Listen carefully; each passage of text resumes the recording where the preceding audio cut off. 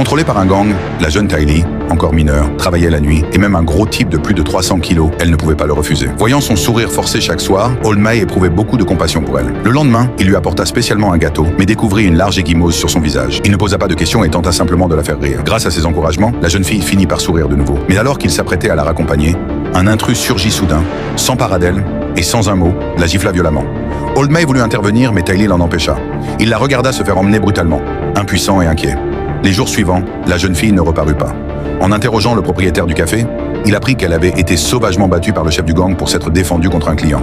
Old May se précipita à l'hôpital et, en voyant le visage meurtri de Tylee, ressentit une colère profonde. C'est grâce à sa meilleure amie qu'il comprit toute l'histoire. Encore enfant, elle avait été prise en main par le gang. Dès qu'elle désobéissait, elle subissait des coups. Cette fois, pour une simple résistance, le chef avait voulu faire un exemple. En apprenant la vérité, la justice qui sommeillait en Old May se ralluma violemment. Il décida d'agir pour aider la jeune fille à échapper à cet enfer. Le soir